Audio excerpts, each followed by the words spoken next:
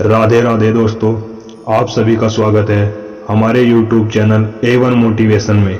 यदि आप हमारे चैनल पर पहली बार आए हैं तो वीडियो को लाइक करें, शेयर करें, कमेंट करें और अपने दोस्तों के साथ साझा करें। आगे ऐसी वीडियो देखने के लिए हमारे चैनल को सब्सक्राइब करें और बेल नोटिफिकेशन ऑल पर सेलेक्ट करें। तो दोस्तों, कल हमने गीता का पहला अध्याय पढ़ा था। आज हम आप सभी को गीता के दूसरे अध्याय का अनुसरण कराने जा रहे हैं। आइए शुरू करते हैं गीता के दूसरे अध्याय को। दूसरा अध्याय सांख्य योग, अर्जुन के शोक का कारण। संजय ने कहा, इस प्रकार करुणा से अभिभूत, आंसुओं से भरे हुए व्याकुल नेत्रों वाले शोकग्रस्त अर्जुन को देखकर मधुसूदन श्री कृष्ण ने यह शब्द कहे।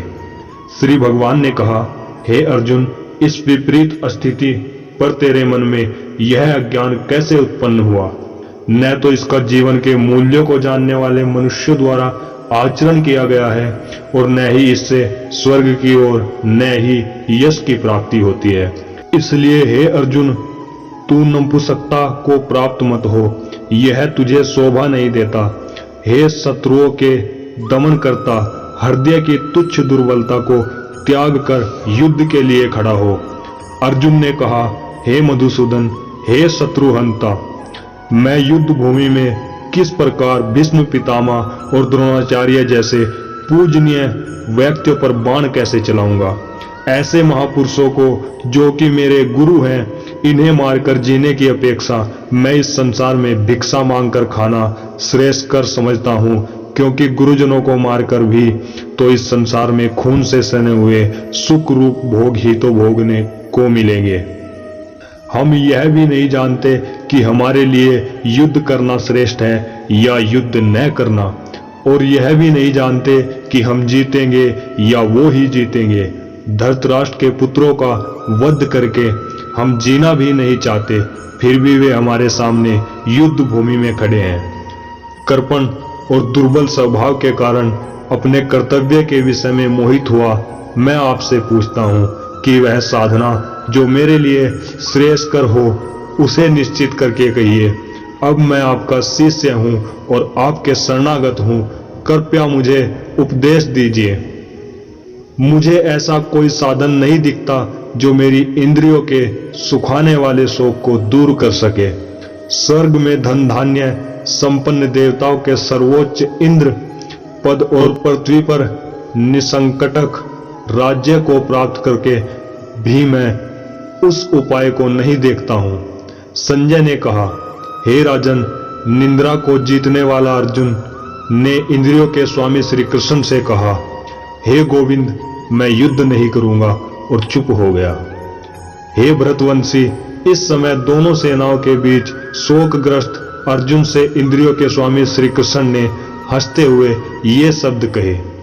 श्री भगवान ने कहा, हे अर्जुन, तू उनके लिए शोक करता है जो शोक करने योग्य नहीं है, और पंडितों की तरह बातें करता है। जो विद्वान होते हैं वे न तो जीवित प्राणी के लिए और न ही मृत प्राणी के लिए शोक करते हैं।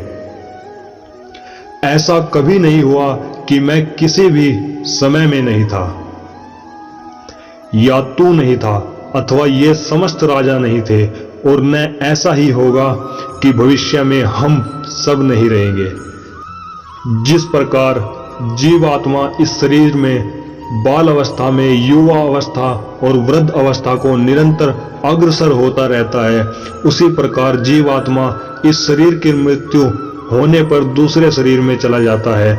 ऐसे परिवर्तन से धीर मनुष्य मोह को प्राप्त नहीं होते हैं।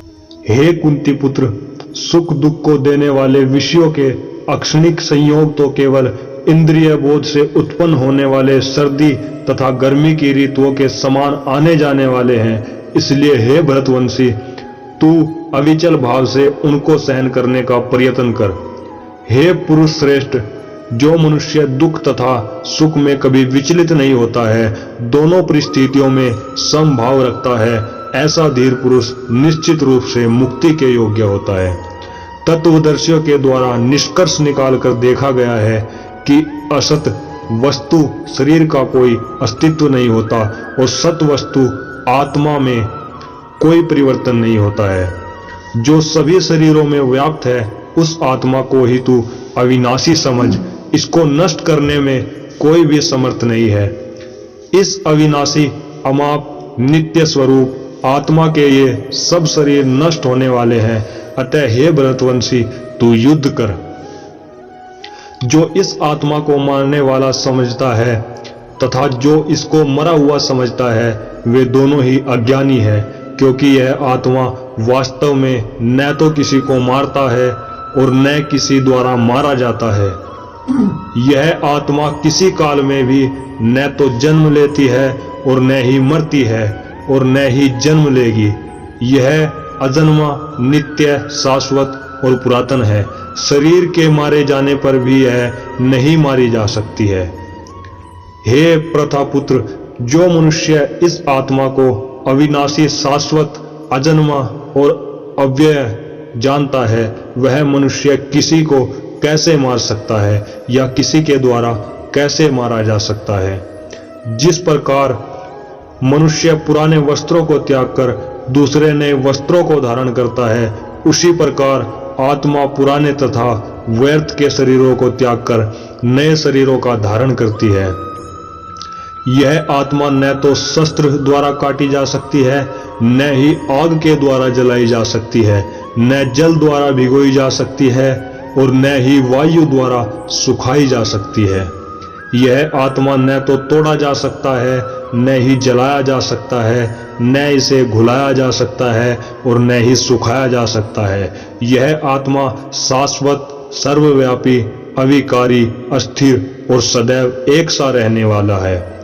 यह आत्मा अदृश्य, अकल्पनीय और अपरिवर्तनीय कहा जाता है। इस प्रकार आत्मा को अच्छी तरह जानकर तू शोक करने के योग्य नहीं है।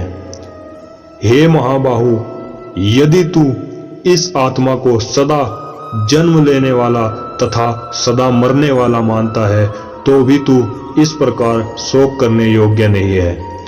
जिसने जन्म लिया है उसकी मृत्यु निश्चित है और मृत्यु के पश्चात पुनर्जन्म निश्चित है। अतः इस बिना उपाय वाले विषय में तू शोक करने योग्य नहीं है। हे भरतवंशी, संपूर्ण प्राणी जन्म से पहले अप्रकट रहते हैं और मरने के बाद भी अदृश्य हो जाने वाले हैं। केवल बीच में ही इन्हें देखा जा सकता है। अतः शोक करने की कोई आवश्यकता नहीं है। कोई इस आत्मा को आश्चर्य की तरह देखता है, कोई इसका आश्चर्य की तरह वर्णन करता है तथा कोई इसे आश्चर्य की तरह सुनता है और कोई तो इसके विषय में सुनकर भी कुछ नहीं समझ पाता है। हे भरतवंशी, इस आत्मा का शरीर में कभी वध नहीं किया जा सकता है। अतः तुझे किसी भी प्राणी के लिए शोक करने की आवश्यकता नहीं है। हे अर्जुन, अक्षत्रिय होने के कारण अपने धर्म का विचार करके भी तू संकोच करने योग्य नहीं है, क्योंकि अक्षत्रिय के लिए धर्म के लिए युद्ध करने के अलावा अन्य कोई श्रेष्ठ कार्य नहीं है। हे पार्थ, वे क्षत्रिय भाग्यवान हैं जिन्हें ऐसे युद्ध के अवसर अपने आप प्राप्त होते हैं, जिससे उनके लिए स्वर्ग के द्वार खुल जाते हैं। किंतु यदि तू इस धर्म के लिए युद्ध नहीं करेगा तो अपनी कीर्ति को खोकर कर्तव्य कर्म की उपेक्षा करने पर पाप को प्राप्त होगा। लोग सदैव तेरी बहुत समय तक रहने वाली अपकीर्ति का भी वर्णन करेंगे और सम्मानित मनुष्य के लिए अपकीर्ति मृत्यु से भी बढ़कर है। जिन जिन योद्धाओं की दृष्टि में तू पहले सम्मानित हुआ है, वे महारथी लोग तुझे डर के कारण युद्ध भूमि से हटा हुआ समझकर तुच्छ मानेंगे। तेरे शत्रु तेरी सामर्थ्य की निंदा करते हुए तुझे बहुत से कटु वचन भी कहेंगे। तेरे लिए इससे अधिक दुखदाई और क्या हो सकता है। हे कुंती पुत्र, यदि तू युद्ध में मारा गया तो स्वर्ग को प्राप्त करेगा और यदि तू युद्ध जीत गया तो पृथ्वी का साम्राज्य भोगेगा। अतः तू दृढ़ संकल्प करके खड़ा हो जा और युद्ध कर। सुख या दुख, हानि या लाभ और विजय या पराजय का विचार त्याग कर युद्ध करने के लिए ही युद्ध कर। ऐसा करने से तू पाप को प्राप्त नहीं होगा।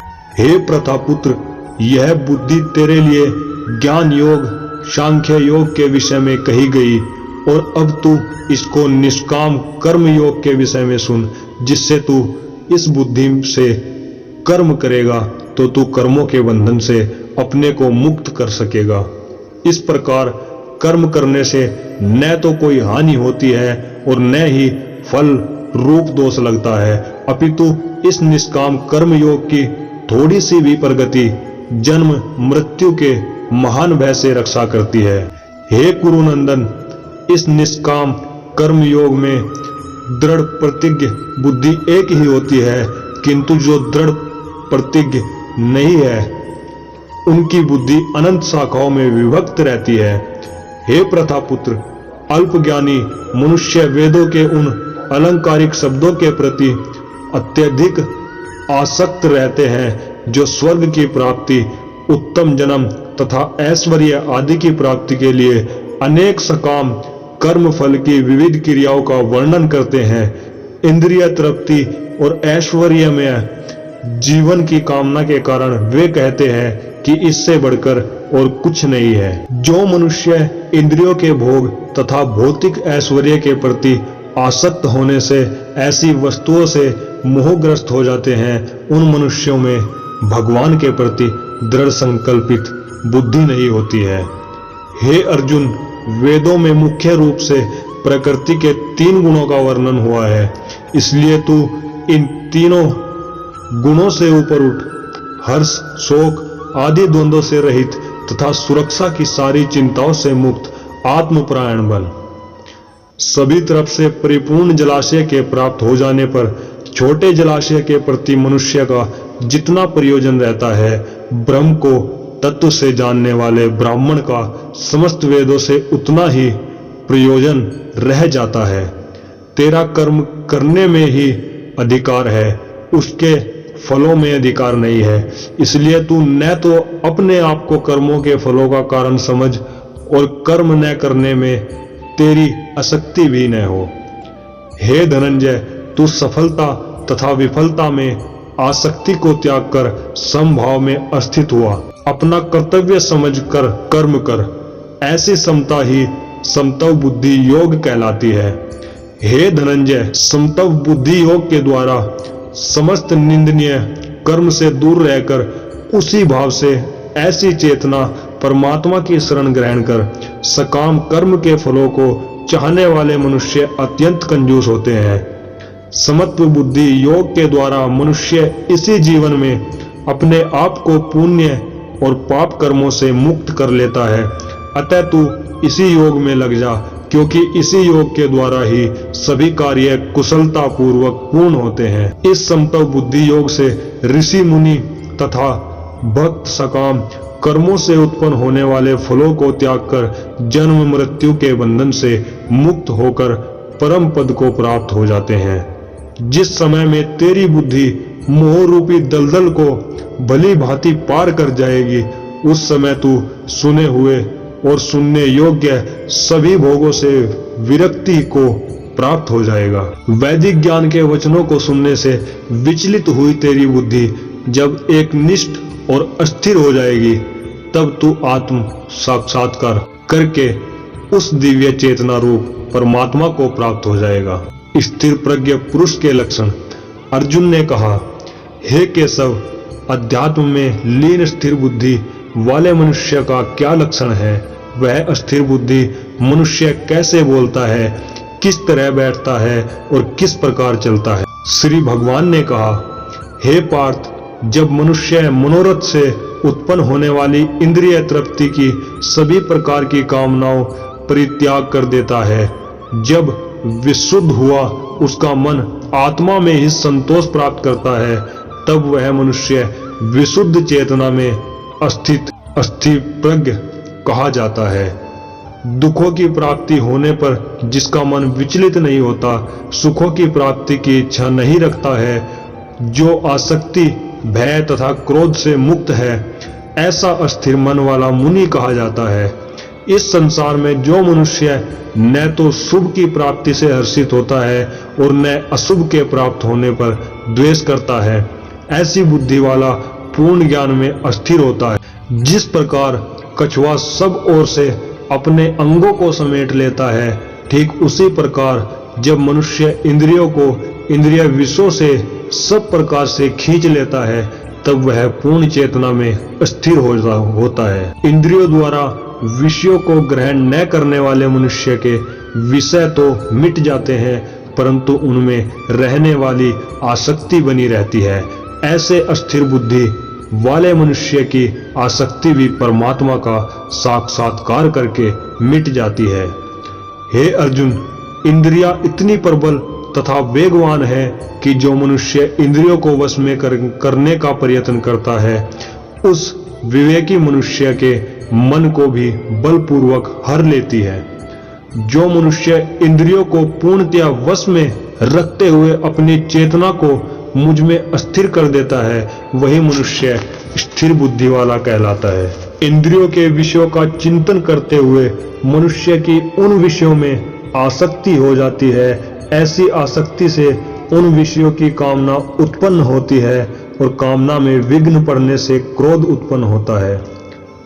क्रोध से अत्यंत पूर्ण मोह उत्पन्न होता है। मोह से स्मरण शक्ति में भ्रम उत्पन्न होता है। स्मरण शक्ति में भ्रम हो जाने से बुद्धि नष्ट हो जाती है और बुद्धि के नष्ट होने से मनुष्य का अधोपतन हो जाता है।